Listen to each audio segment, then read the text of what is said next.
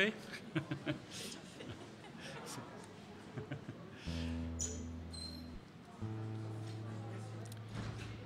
Ok, bah je change rien, hein. Je parle.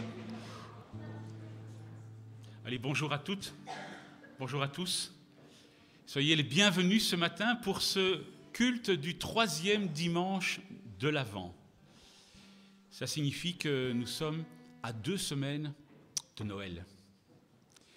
Peut-être que vous êtes comme moi, impatients d'y être et de vivre l'ambiance de Noël avec les rues qui s'illuminent, les marchés de Noël ou les plaisirs d'hiver, c'est comme vous voulez.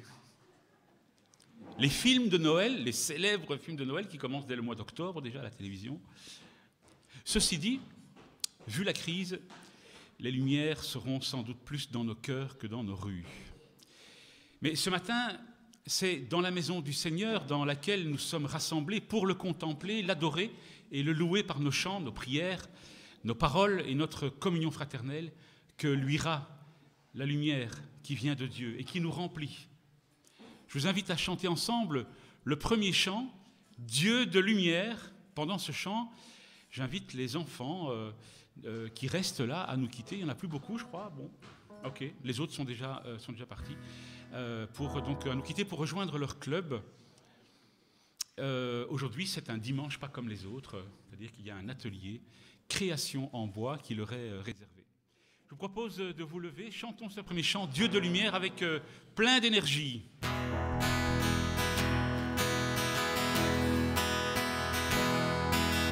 Dieu de lumière, nous voulons te louer et de tout notre cœur te chanter. Tu as créé les cieux et la terre, Dieu de lumière, nous voulons t'élever et dans nos vies.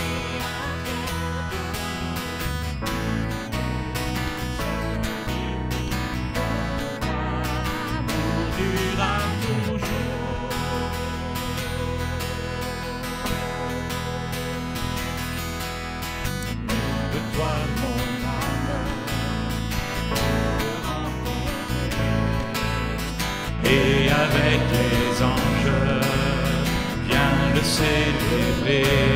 Oh Dieu de lumière, nous voulons te louer et de tout notre cœur te chanter. Les cieux et la terre, Dieu de lumière, nous voulons t'élever et dans nos vies entières t'honorer.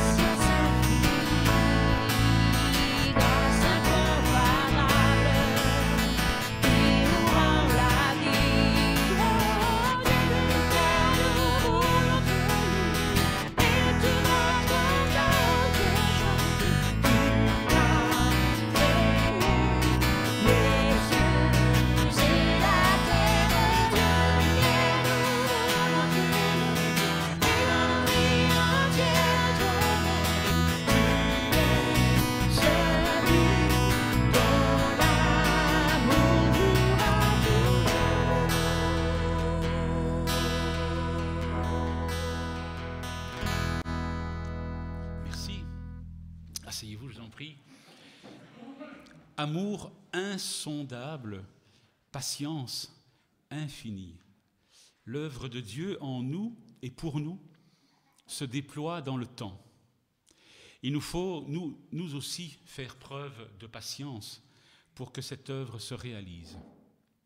Après la mort de Jésus, les disciples étaient impatients de son retour. Alors, à ce moment-là, Jacques, le frère du Seigneur, leur écrit ces mots. Dans l'épître de Jacques, au chapitre 5, les versets 7 à 8. « Prenez donc patience, frères et sœurs, jusqu'à ce que le Seigneur vienne. Voyez comment le cultivateur prend patience, attendant les précieux fruits de la terre, jusqu'à ce qu'il en reçoive les premiers, puis ceux de l'arrière-saison. Les premiers fruits, puis ceux de l'arrière-saison. Prenez patience, vous aussi. Soyez pleins de courage, car la venue du Seigneur est proche. Encore 2 semaines. La venue du Seigneur est proche, nous dit le texte. Il s'agit bien sûr de son retour dans ce texte. Mais dans 2 semaines, c'est la première venue du Seigneur que nous célébrerons. C'est sa naissance que nous commémorerons. Prenez patience, nous dit aussi ce texte. Le prophète Ésaïe avait déjà annoncé la venue en Ésaïe 35, les versets 4 à 6. On est au 8e siècle avant Jésus-Christ. À propos de cette prophétie, Jésus déclare qu'elle se réalise par lui. Il répond aux disciples de Jean, le Baptiste, qui lui demande s'il est le Messie promis. Matthieu 11, versets 4 à 6. Allez raconter à Jean ce que vous entendez et voyez. Les aveugles retrouvent la vue, les boiteux marchent, les lépreux sont purifiés de leur lèpre, les sourds entendent, les morts ressuscitent, et la bonne nouvelle est annoncée aux pauvres. Heureux celui qui n'abandonnera pas la foi à cause de moi. L'annonce de la venue du Messie était source de joie. La réalisation de cette promesse l'est tout autant. Elle porte en elle toute l'espérance d'un peuple en des jours meilleurs. C'est pourquoi, au-delà même de nos réalités quotidiennes, tellement diverses, nous regardons de là où nous sommes vers ce jour où le Christ va naître et nous bénissons Dieu pour ses bontés. Je vous propose de chanter les 2 chants suivants, Bénis Dieu et Cet amour. Dans la suite, je dirai un petit mot en transition simplement.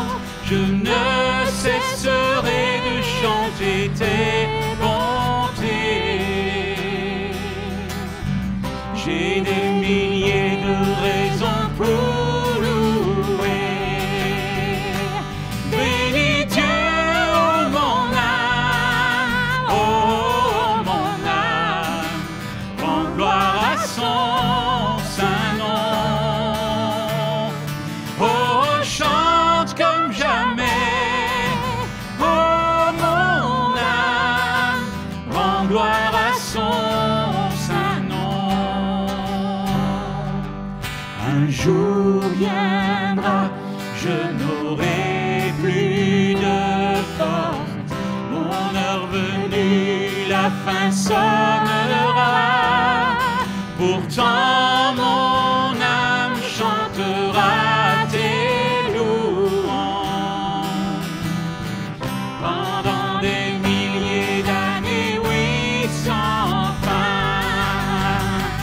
Bénis Dieu, oh mon âme,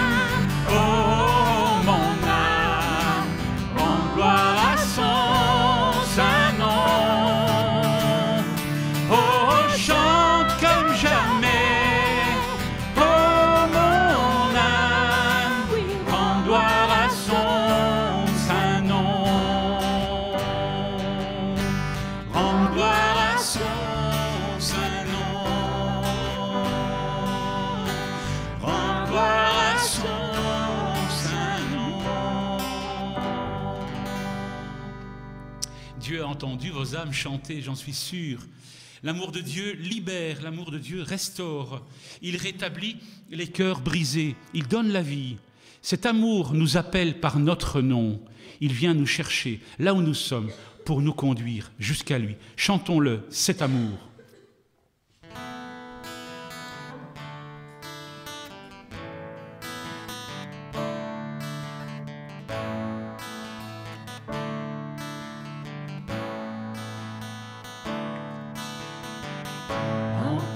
Les humbles sont bénis, en toi les faibles sont affermis, les cœurs brisés tu rétablis, donnant la vie. Cet amour qui peut libérer, cet amour qui peut restaurer, nous appelle par notre nom, tu nous appelles par notre nom. Ce Dieu qui créa tout l'univers, ce Dieu qui vint mourir au calvaire, nous appelle par notre nom. Tu nous appelles par notre nom. À ceux qui doutent dans la foi, aux chancelants, tu tends les bras, tu les appelles de ta voix. Venez à moi, cet amour qui peut libérer, cet amour qui peut restaurer, nous appelle par notre nom. Tu nous appelles par notre nom. Ce Dieu qui créa tout l'univers, ce Dieu qui vint mourir au calvaire, nous appelle par notre nom. Tu nous appelles par notre nom.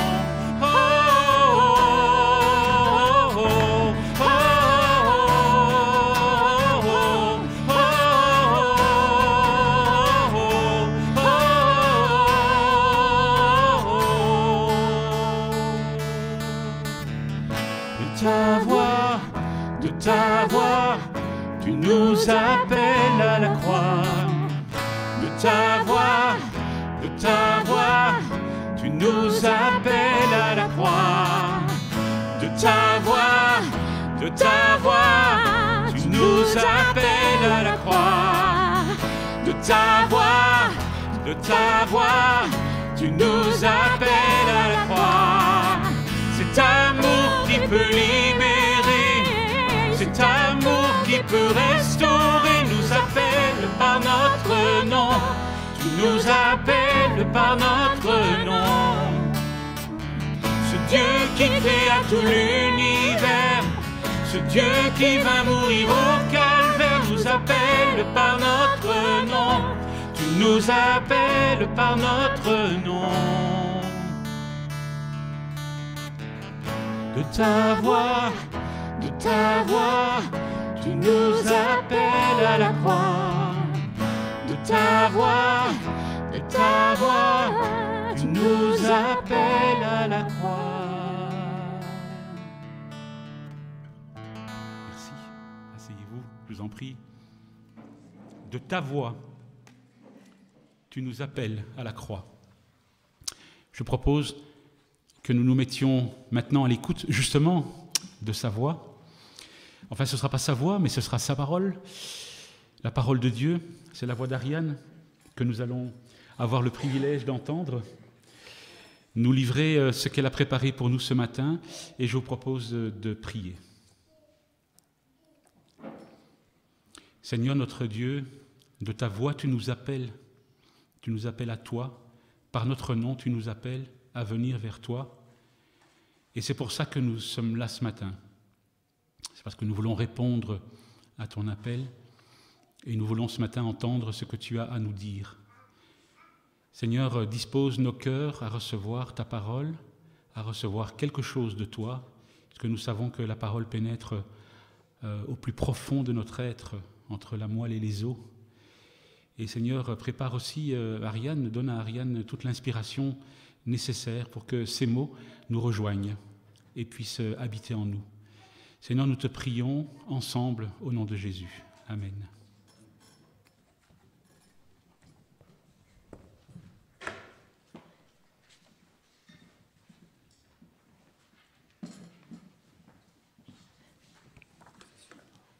Ah, c'est celui-là. Il y a tellement de micros qu'on ne sait plus lequel il faut choisir.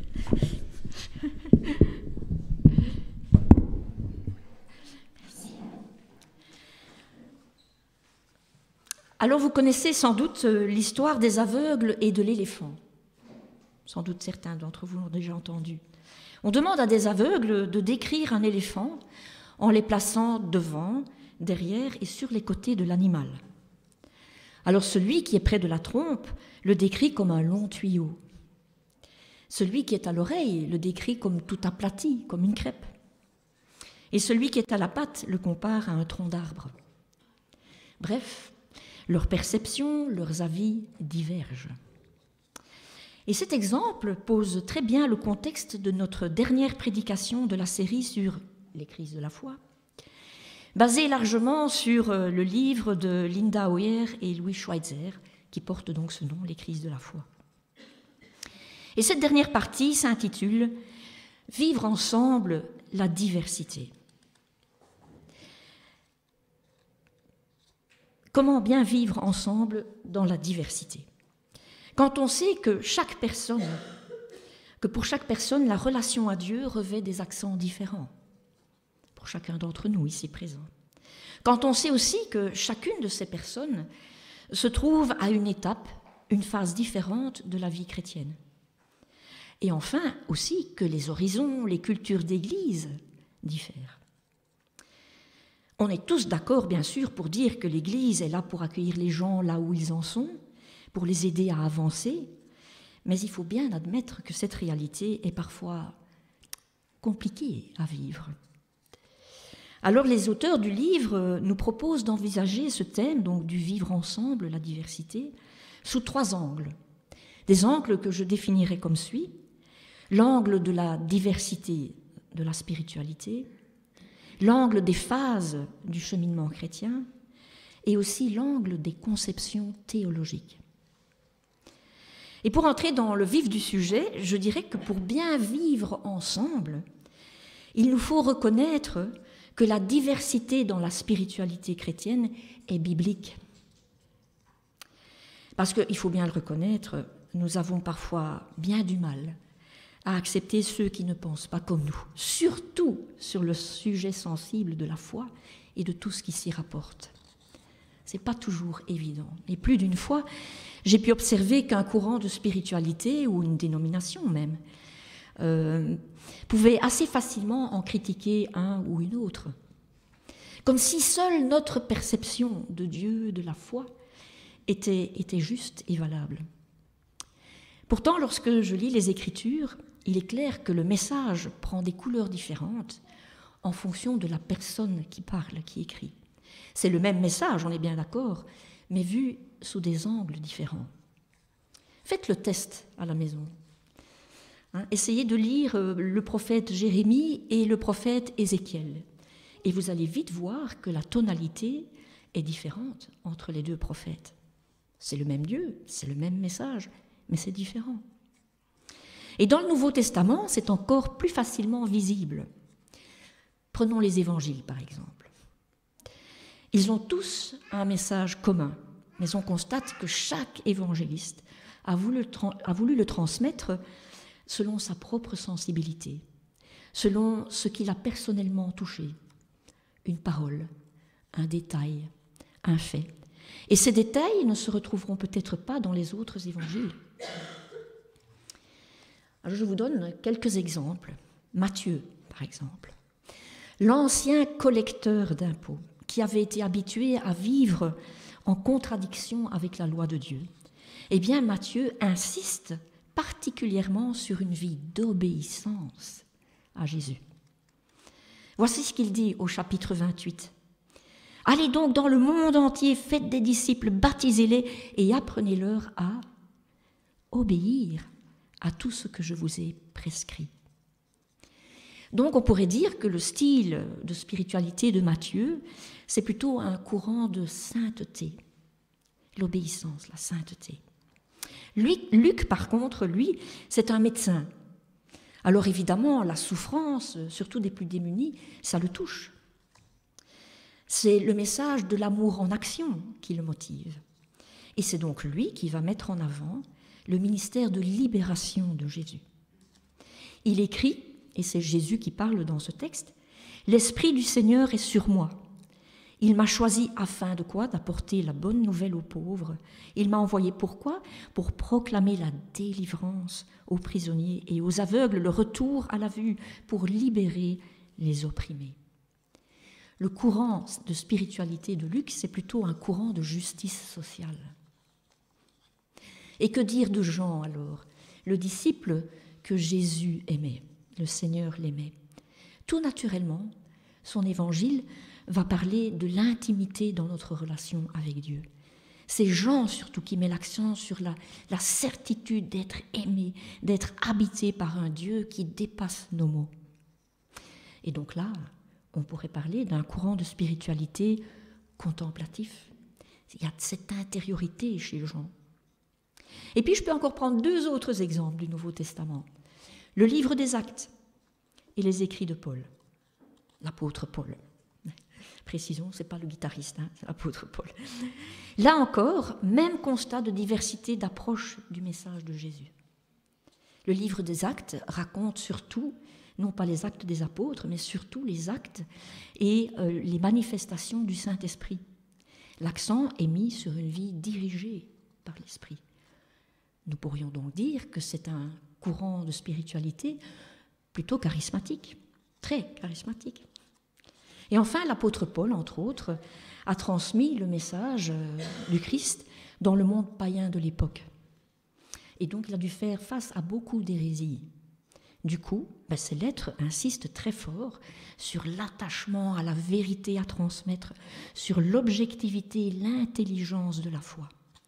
Il dira à Timothée « Garde les bonnes instructions qui t'ont été confiées, avec l'aide de l'Esprit Saint qui habite en nous. » Ici, nous sommes clairement dans un courant d'orthodoxie. Quelque chose de clair, net et précis, juste. Et finalement, je constate que ces différentes façons d'exprimer la spiritualité dans le Nouveau Testament se retrouvent encore toujours parmi nous. Il y a encore toujours des gens plus contemplatifs, ou des gens qui sont plus dans l'action, des gens qui insistent sur l'orthodoxie, le message doit être juste. Et ce petit tour rapide d'horizon du Nouveau Testament m'enseigne un premier principe fondamental qui régit le bien vivre ensemble. Pour bien vivre la diversité, il est primordial de reconnaître la légitimité et même la nécessité des différents courants de spiritualité chrétienne. Pourquoi est-ce que c'est nécessaire? Eh bien parce que chaque courant de spiritualité a ses points forts et ça peut profiter aux autres. Je dirais même plus. Ces points forts nous questionnent sur les travers possibles de notre propre courant de pensée, propre courant de spiritualité. En fait, j'ai des amis catholiques qui exhalent vraiment la joie en Jésus-Christ. Et cette joie les pousse à se couper en 4 pour aider les autres, les personnes en fin de vie, les paraplégiques, les enfants en difficulté, les réfugiés. Alors c'est vrai, je pourrais peut-être critiquer l'orthodoxie parfois de leur théologie, mais au niveau de l'amour chrétien en action, combien de fois, par leur exemple, n'ai-je pas été encouragée à agir plutôt que parler? Oui, dans l'Église, nous avons besoin des points forts les uns des autres pour nous faire grandir et même pour nous équilibrer les uns et les autres. C'est la deuxième raison pour laquelle la diversité dans l'Église est nécessaire. Ça permet de construire une unité communautaire équilibrée. Ça se remarque déjà dans la personne même de Dieu. Un seul Dieu en 3 personnes. Et du coup, ça se reflète aussi dans l'Église, ça doit se refléter dans l'Église. Ce sont les complémentarités qui vont créer l'unité. Paul dit ceci, encore une fois. Et c'est lui, donc Jésus, qui a donné les apôtres, les prophètes, les évangélistes, les pasteurs et les enseignants, pour que se construise le corps de Christ, l'Église donc. De cette façon, nous parviendrons tous ensemble à l'unité de la foi dans la connaissance du Fils de Dieu. Dans ce verset, on remarque que pour Dieu, l'unité se fait par la diversité. Et je lis un extrait de nos auteurs, donc de notre livre de base, j'ai envie de dire, les crises de la foi. Voici ce qu'ils disent, c'est très intéressant. L'être humain a tendance à créer l'unité en effaçant les différences et en excluant la présence de l'autre qui est différent de lui, car la différence remet en question. Dans ce cas, il s'agit plus d'uniformité que d'unité. Intéressant. Et j'en arrive déjà à la conclusion de notre premier point, qui, je vous le rappelle, s'intitulait « Bien vivre ensemble », en reconnaissant que la diversité dans la spiritualité est biblique.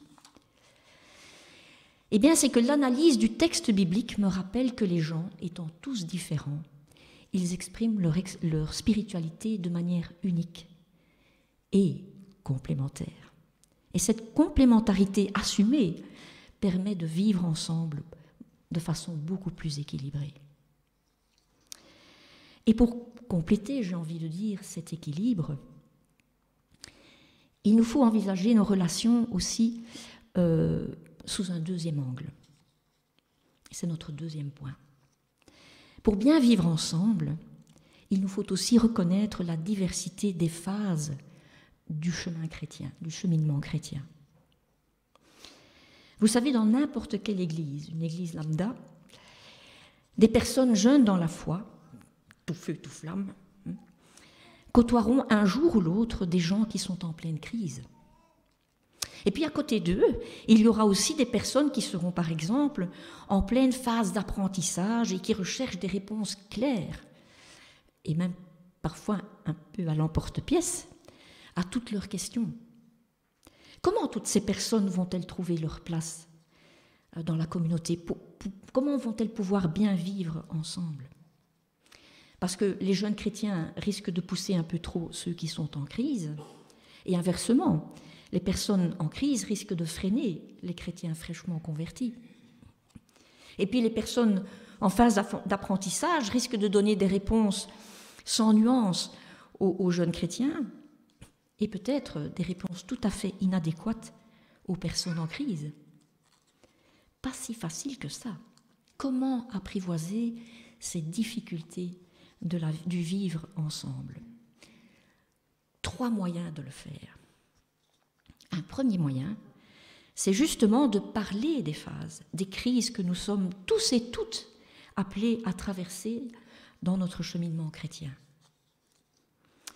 Il faut pouvoir dire dans l'Église que la foi, ce n'est pas quelque chose de statique.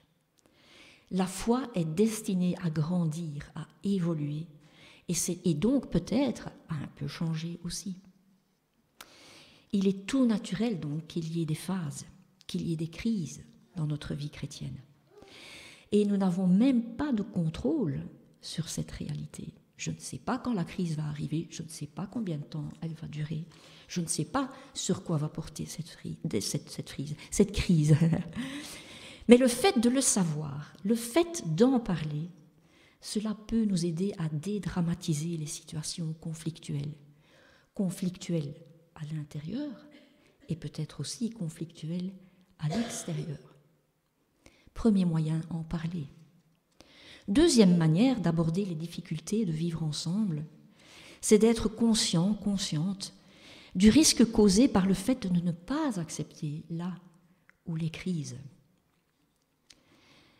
J'ai parfois entendu dire qu'un vrai chrétien ne doit pas passer par de grosses difficultés. C'est pas normal, à ce qui paraît. Il ne peut aller, en fait, que de progrès en progrès. Et les difficultés, les longues maladies, proviendraient d'un manque de foi, peut-être. Eh bien, ça, je le dis catégoriquement, ce n'est pas ce que la Bible enseigne. Nous avons déjà vu dans d'autres prédications que les plus grands héros de la foi sont passés par des crises qui, finalement, ont pu être fécondes. Et d'ailleurs, à ce sujet, le meilleur exemple que nous avons, c'est Jésus-Christ lui-même. Rappelez-vous, dans le jardin de Gethsémani, Jésus était en pleine crise, car si les disciples ne le réalisaient pas encore, Jésus, lui, il savait ce que les chefs religieux et Judas étaient en train de faire. C'était si dur pour lui que malgré le fait que Jésus était et est Dieu, ça lui a quand même pris quelques heures de prière pour arriver à déclarer « Non pas ma volonté, mais la tienne ». Son stress était si intense qu'il transpirait des gouttes de sang. D'autant que Jésus savait que la crise, elle ne faisait que commencer. Les interrogatoires, la flagellation, la via dolorosa et la croix. Et à côté de ça, et après tout ça encore, la mort. Mais par-delà cette perspective terrifiante pour Jésus, il ne faut pas l'oublier, Jésus savait aussi qu'au bout de cette crise, il y aurait la résurrection. Et que cette crise, une fois traversée, allait être éminemment féconde, puisqu'encore aujourd'hui, nous en sommes la preuve, des gens trouvent la paix avec Dieu en Jésus-Christ.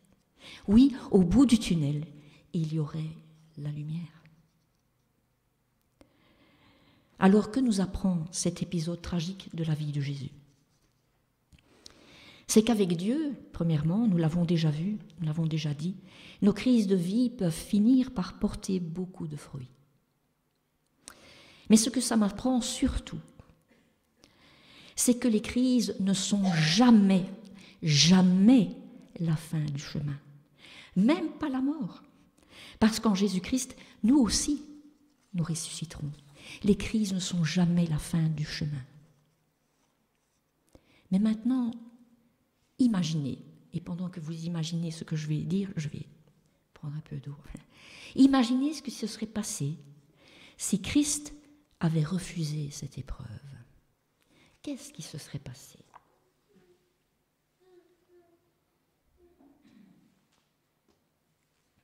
Eh bien, je pense que Christ serait caché des chefs religieux qui voulaient sa mort, et son mouvement se serait essoufflé.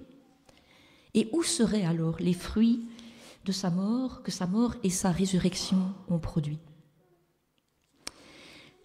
Cet épisode m'apprend à ne pas avoir peur des crises que je traverse, que nous traversons.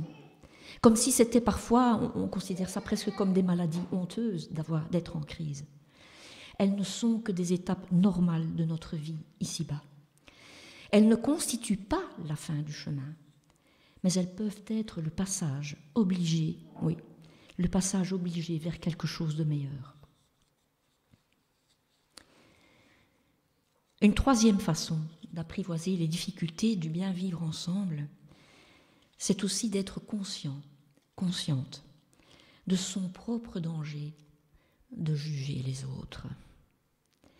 Quelle que soit la phase du cheminement spirituel dans laquelle je me trouve ou vous vous trouvez, il y a toujours un risque de juger ceux qui ne sont pas en phase avec nous, de les regarder un petit peu peut-être, ou peut-être beaucoup, de les regarder un peu de haut. Et il est évident que ce genre d'attitude, ça casse le bien vivre ensemble, dans la diversité.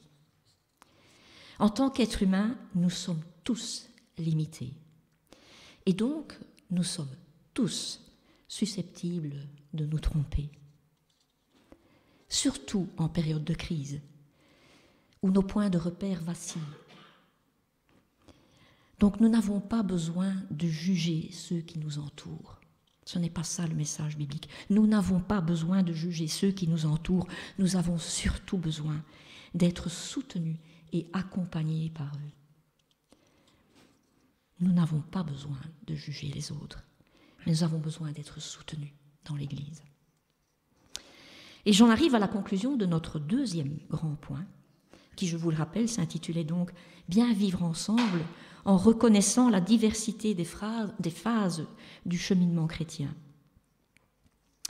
Oui, la vie chrétienne fonctionne avec des phases, des périodes de difficulté, des va-et-vient dans la foi, des moments lumineux et des moments de doute. Mais justement, comprendre ce fonctionnement nous permet de nous ouvrir aux autres et de nous soutenir les uns les autres. Parce qu'en fin de compte, on est quand même tous dans le même bateau, pas vrai? On est tous dans le même bateau. Et de ce qui vient d'être dit, je retire un deuxième principe fondamental du bien vivre la diversité. Il s'agit de reconnaître la légitimité et même la nécessité des diverses phases de la vie chrétienne. Deuxième point. Je vous ai dit que la question du bien vivre ensemble dans la diversité pouvait être envisagée sous 3 angles. Donc voici le troisième. C'est celui de nos conceptions théologiques. Bien vivre ensemble en pratiquant l'humilité théologique. Qu'est-ce que c'est que ça? Dans nos différentes phases de cheminement spirituel, il est bon de garder à l'esprit ce que les neurosciences nous apprennent. C'est que notre cerveau, par souci d'efficacité, notre cerveau généralise, synthétise, classe, catégorise. Et ceci est donc également vrai en ce qui concerne nos connaissances théologiques et bibliques. Sans nous en rendre compte, nous faisons parfois des généralités, là où la Bible est beaucoup plus nuancée et beaucoup moins monolithique. Il y a des thèmes sur lesquels la Bible est claire, nette et précise. Oui, Jésus-Christ est le Fils de Dieu venu sur terre en tant qu'homme pour payer à notre place le prix de notre péché et pour nous ouvrir la voie de la vie éternelle. Oui, ça, on ne discute pas là-dessus. Mais à côté de ça, il y a plein de thèmes où la Bible n'est pas aussi catégorique. Et cela laisse la place aux raisonnements, aux questionnements, aux avis divergents. En fait, toute la Bible laisse la place aux questionnements, aux raisonnements. Et pensez donc à cette journée que nous avons eue sur la question de genre. Rien que ça, grand débat. En fait, il ne s'agit pas de relativiser nos convictions, mais il s'agit de les remettre dans leur juste perspective. La perspective riche et nuancée de la Bible, et surtout avec humilité. Humilité face à la complexité du texte biblique. Ce n'est pas un texte simple, la Bible. Humilité face à la complémentarité des avis sur certains thèmes. Humilité face à la grandeur de Dieu que nous ne capterons jamais vraiment ici-bas. Lorsque nous parlons de Dieu, nous disent les auteurs, nous disons sans doute des choses qui visent dans la bonne direction, mais qui restent bien en deçà de la réalité divine. Un peu comme ces aveugles et l'éléphant dont j'ai parlé tout au début. Et je tire de ces notions un troisième principe fondamental pour bien vivre ensemble. C'est de reconnaître humblement notre compréhension théologique limitée. Je vous lis un texte du livre donc. Lorsqu'une expérience viendra remettre certaines choses en question, ce n'est pas la foi qui sera remise en cause, non, mais juste une formulation dont nous savions déjà qu'elle était utile, mais insuffisante, et toujours loin de cerner le mystère de Dieu. Intéressant ce texte, ça m'aide beaucoup ce texte, je trouve, à bien comprendre les choses. J'arrive à la fin de notre prédication de ce matin.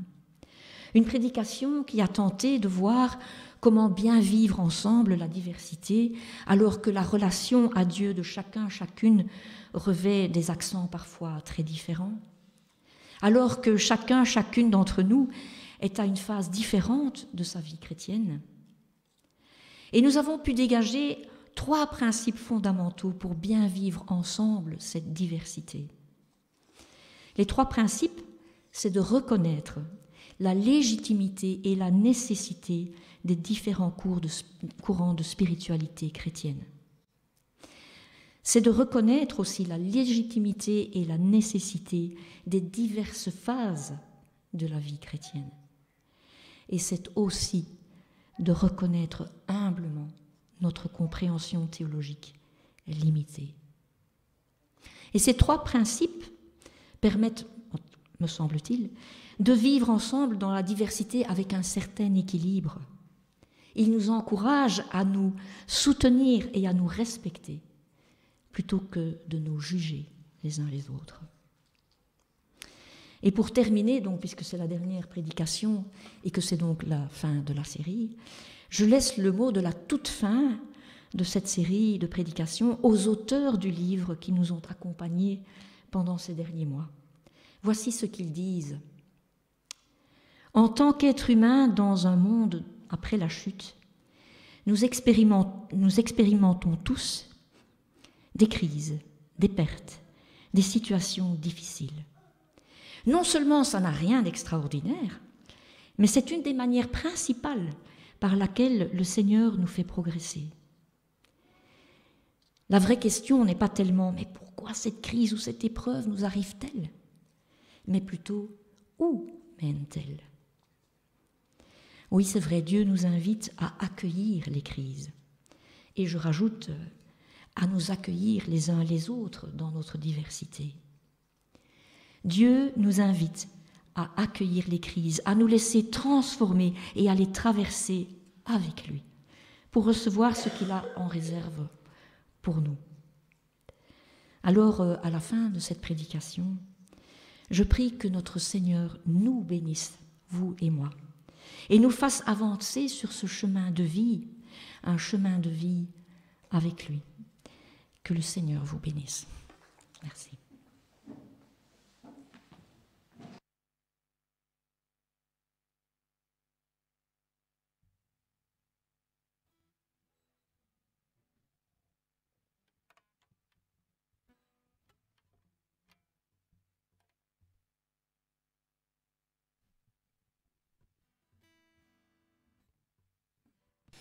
Merci beaucoup, Ariane, pour cette méditation intéressante, comme tu l'as dit.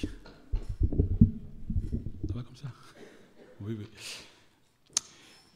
Dieu ne varie pas, lui. C'est nous qui varions. En respectant cela, il montre, en respectant nos variations, il montre sa délicatesse et sa patience envers nous.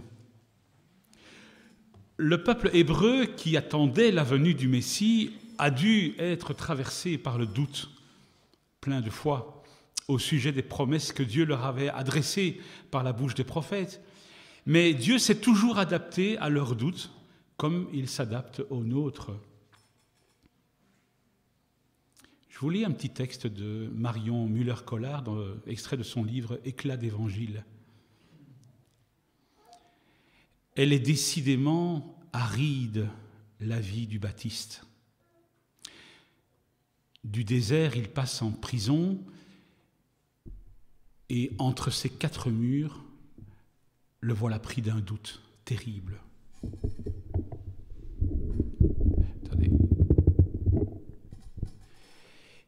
Et s'il s'apprêtait à mourir pour rien,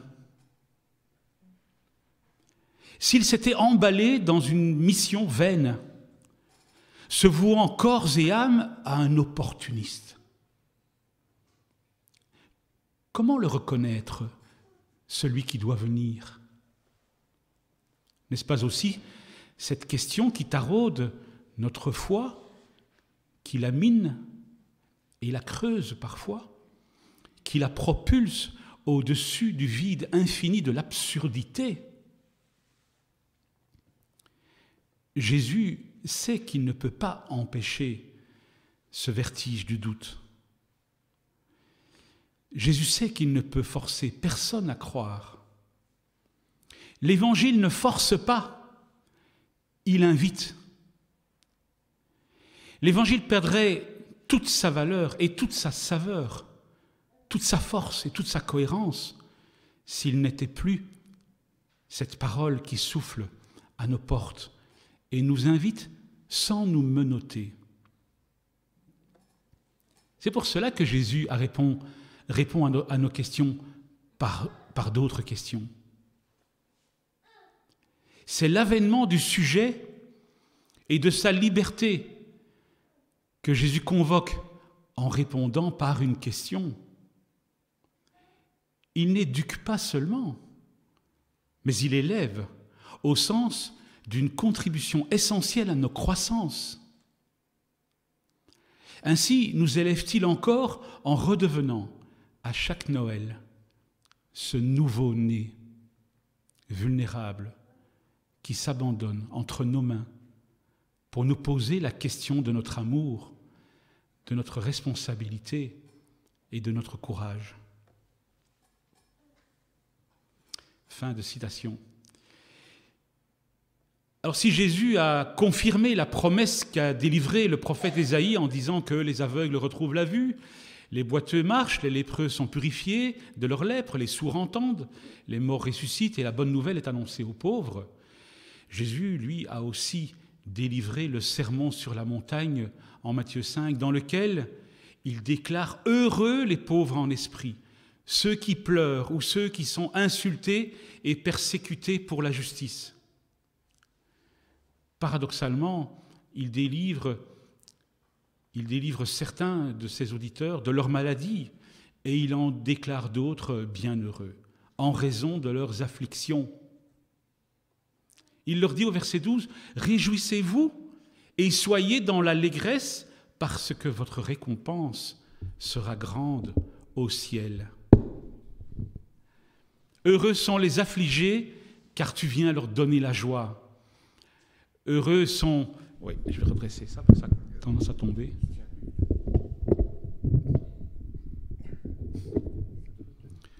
Voilà.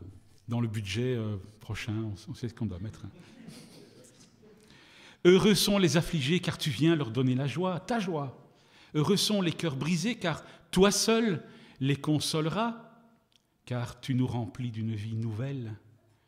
Nous voulons déclarer que tu es notre Dieu. Ce sont les paroles du chant que nous allons chanter maintenant. Tu es notre Dieu. Je vous invite à vous lever. Est-ce que quelqu'un voudrait bien allumer les bougies pendant ce chant? Parce que j'ai oublié de le faire.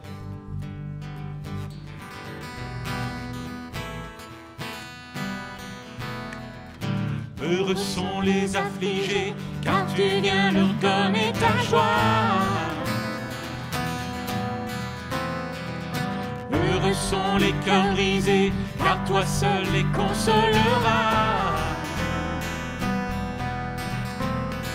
Car tu nous remplis d'une vie nouvelle, nous t'aimerons d'un amour éternel. Tu ouvres grand les portes des cieux, nous voulons déclarer que tu es notre Dieu.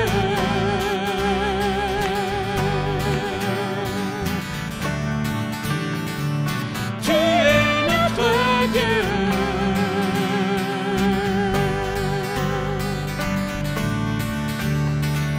Tu es notre Dieu. Heureux sont les rejetés, car tu leur ouvriras les bras.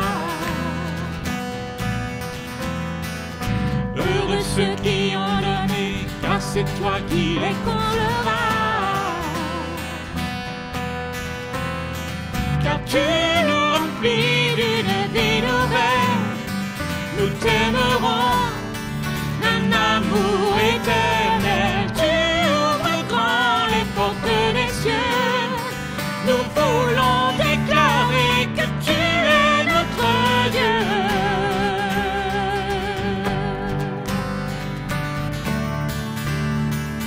Tu es notre Dieu.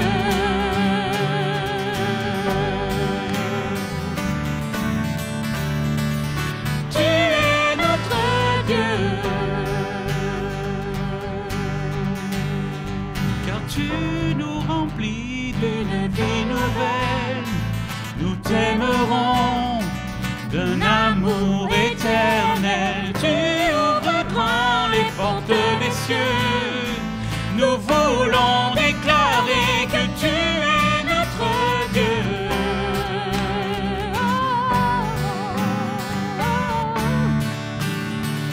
Tu es notre Dieu.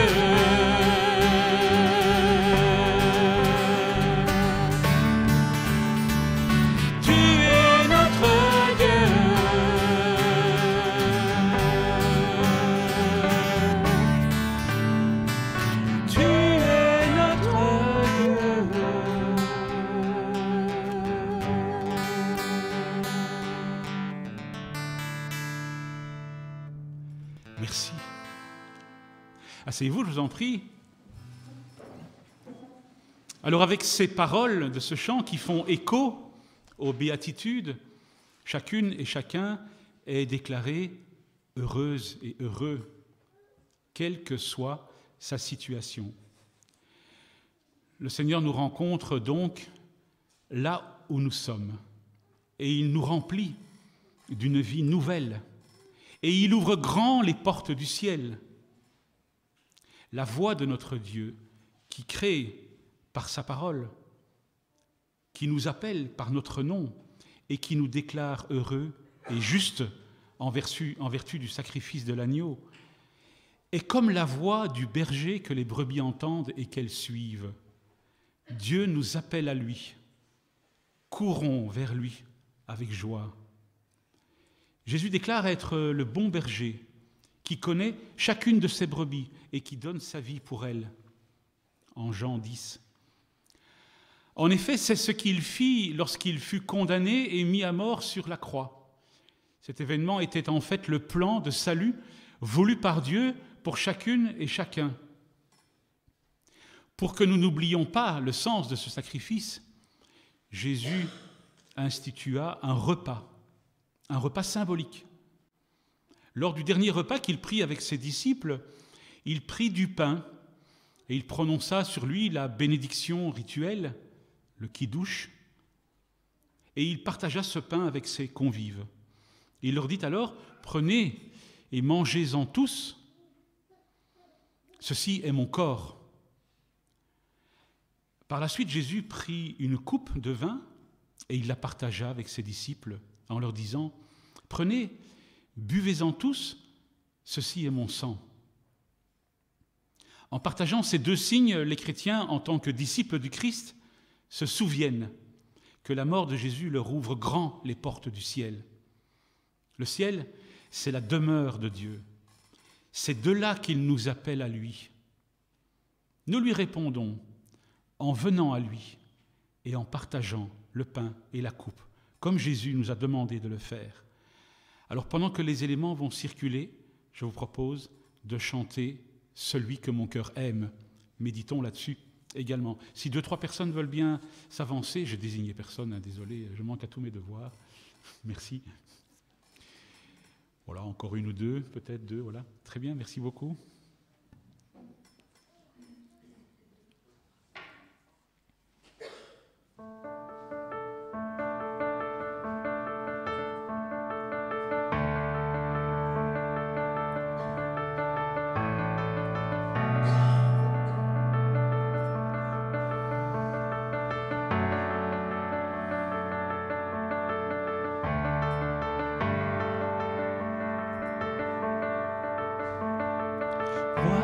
Voici la voix de mon roi, c'est à lui qu'il m'appelle, je cours avec joie vers toi,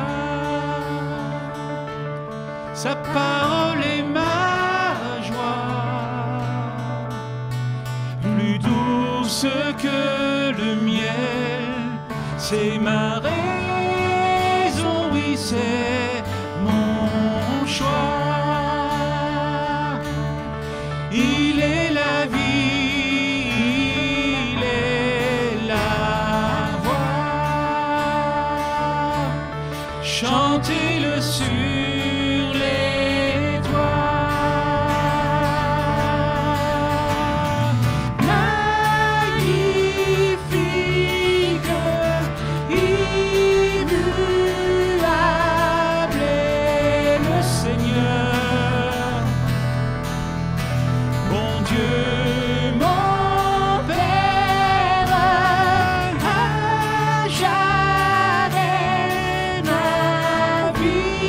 Show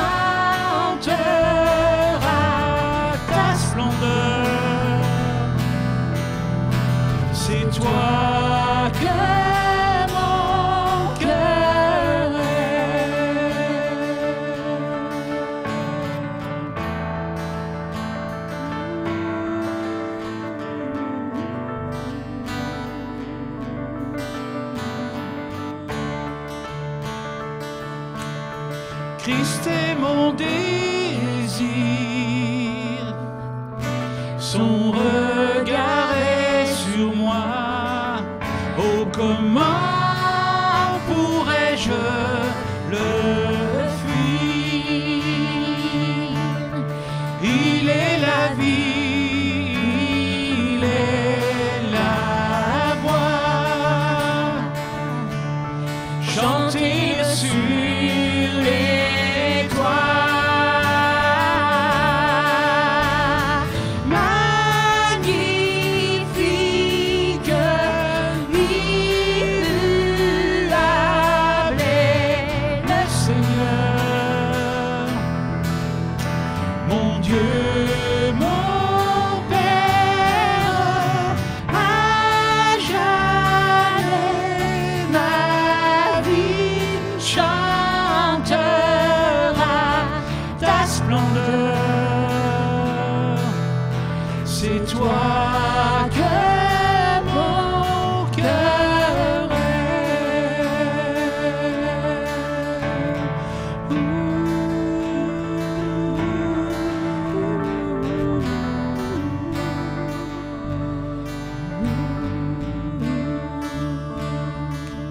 Allez ensemble.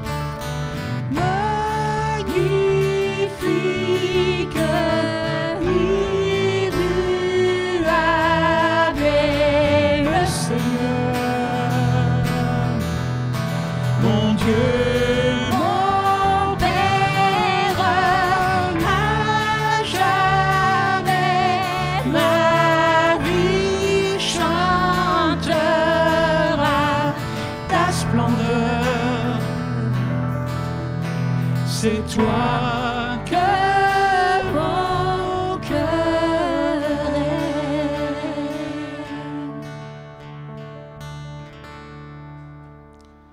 Voilà, voilà. Pardon. J'étais encore à l'octave.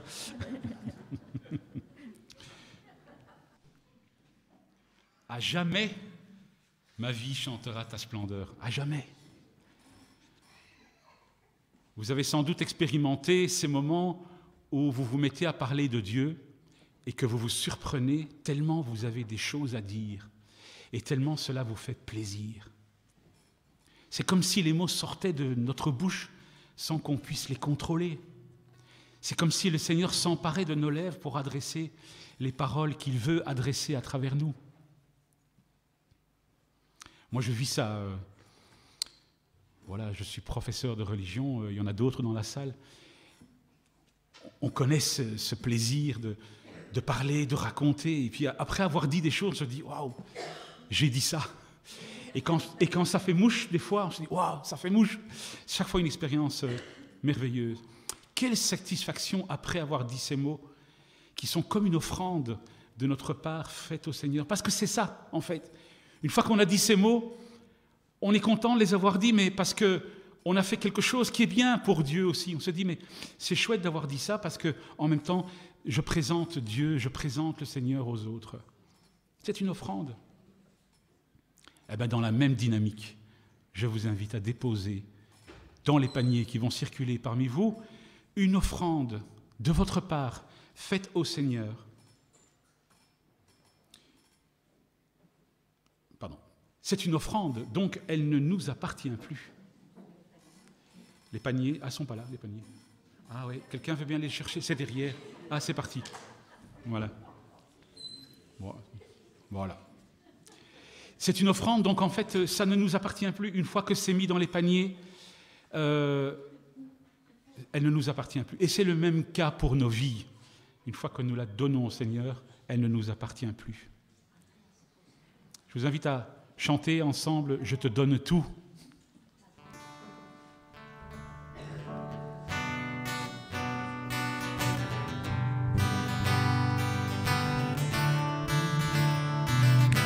Je te donne mon cœur, il ne m'appartient plus. Ce que j'ai de meilleur, tout est pour toi, Jésus. Un parfum de valeur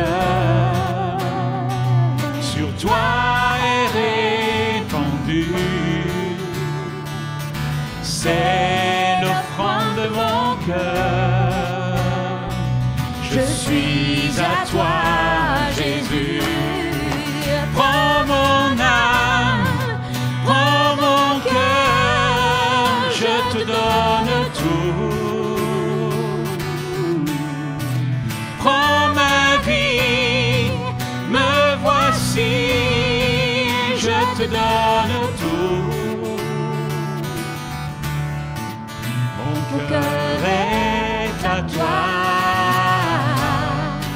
tout à toi.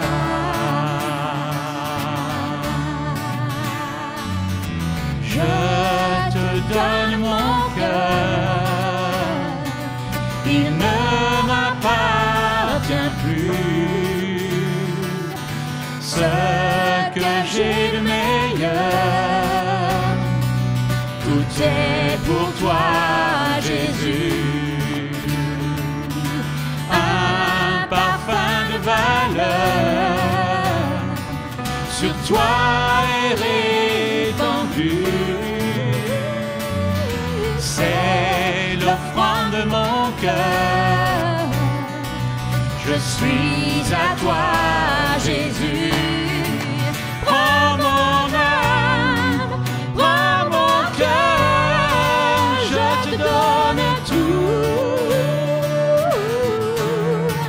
Prends ma vie, me voici, je te donne tout. Mon cœur est à toi, tout à toi. Prends mon âme, prends mon cœur, je te donne tout. Prends ma vie, me voici, je te donne tout. Mon cœur est à toi, tout à toi.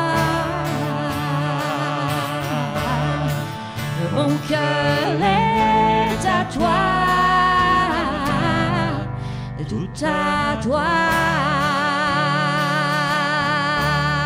Oh, mon cœur est à toi, tout à toi. Merci. Asseyez-vous. Est-ce qu'il y a des annonces aujourd'hui? Ouais.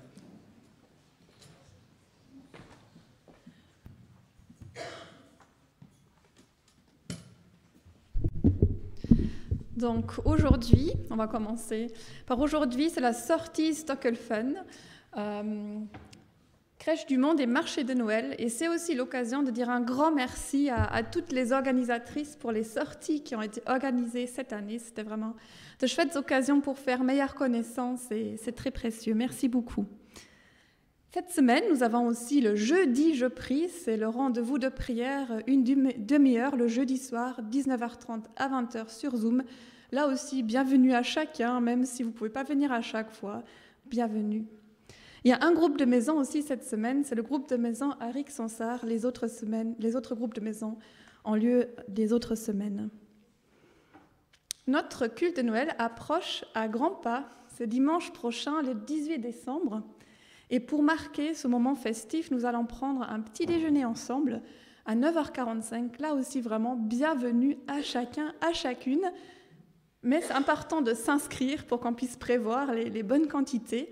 Donc, vous pouvez vous inscrire soit auprès de Sylviane, encore aujourd'hui, soit via un lien, si vous avez reçu le lien, jusqu'à mardi. Donc, merci de vous inscrire jusqu'à mardi pour qu'on puisse, Jean-Claude puisse prévoir.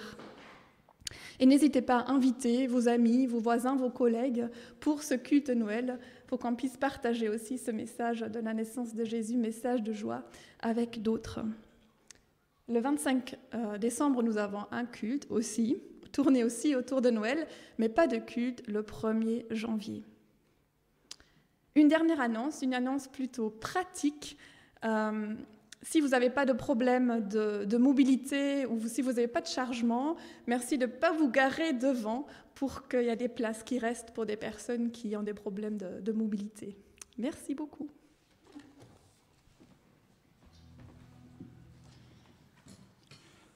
Je vous laisse avec cette bénédiction que Paul écrit en 2 Thessaloniciens 3, 16. Que le Seigneur de la paix vous donne lui-même la paix en tout temps, de toute manière. Que le Seigneur soit avec vous tous. Je vous souhaite un bon dimanche et une très bonne semaine.